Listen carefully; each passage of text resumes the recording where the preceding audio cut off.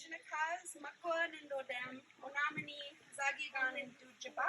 Hello, that's hello in Ojibwe. My name is Dani Pieratos. I'm Bear Clan, and I'm from Lake Vermilion, which is the District 2 of the Bois Forte Reservation up in northeastern Minnesota. I'm here with Renika Love, co-founder with me of the Bois Forte Food Sovereignty and Sustainable Agriculture Group. We founded the group after talks with Angela Dawson. I'm going to share a story that we all know very well. Black and Indigenous peoples share the history of stolen land and stolen labor and the atrocities of that legacy.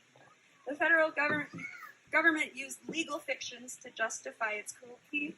In the heydays of slavery, Supreme Court cases of the 1830s determined federal Indian policy over Native America based on manifest destiny, which its current relationship with tribes is still set. At that time, the Supreme Court Chief Justice John Marshall declared tribes to be domestic dependent nations of the federal government.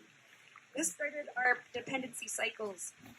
Marshall also declared Native people to be wards of the federal government and sealed the deal with the dependency mindset. When Native nations signed treaties, we were not ceding our sovereignty, but through forced coercion, our people ceded the land so that we could live still as independents on reservations to retain our cultures. But over time, our traditional economies, where we were producers and consumers of our own cycles, managing and sharing our food and medicines and material supplies, were disrupted, to say the least, all but destroyed. We had already started to participate in the Western economy through the fur trade and became domineered by the Western dollar.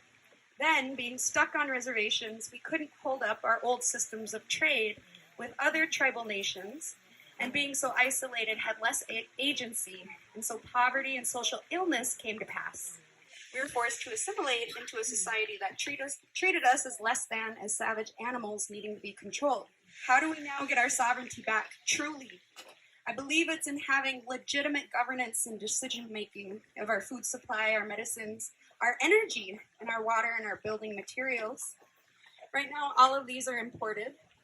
On a tribal nation level, we are provided funds from federal and state governments and other programs, which we then turn around and purchase food, medicine, materials, energy to power our homes and cars from the Western nation.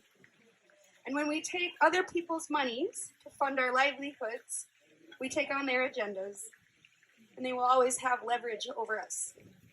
So for our sovereignty to be restored, we need to produce our own food, our own goods, our own services, mino chige, in a good way, and follow through with our priorities, which, to acknowledge, may be similar to those who currently fund us. However, we have the right to carry them out in our own ways with our own value systems, not theirs. And this is going to take a long time, as much as I thought could be done in one lifetime. I've grown up a bit to see that this is really multi-generational work. So this is where our food sovereignty and sustainable ag group is right now. For our people, we're looking to them to tell us what their visions are for 100 years into the future. We're doing this through a time capsule project, asking community members to write letters to our descendants 100 years in the future. So from that collective voice, our group is going to help focus the trajectory of development in our community towards these collectively determined ideals. We are doing this by engaging, petitioning, negotiating, and collaborating with our tribal leadership to take steps in the right direction, and with more outreach and education with our people as our capacity grows with our small group. A lot of us are sick, mentally, emotionally, spiritually, and physically, from historical and intergenerational trauma impacts, where these are fueled by a very wicked and a very powerful spirit called shame. So the heart of our mission isn't just to restore our self-determination, it's to restore our dignity through healing. We deserve and require enough resources and well-being to stick up for ourselves time and again, to participate fairly in the economy, in politics, in a world that has allowed for white supremacy to be the dominant culture. And so the danger is still out there. And so we'll need to continue for generations to come and be vigilant to assert our sovereignty together. Thank you.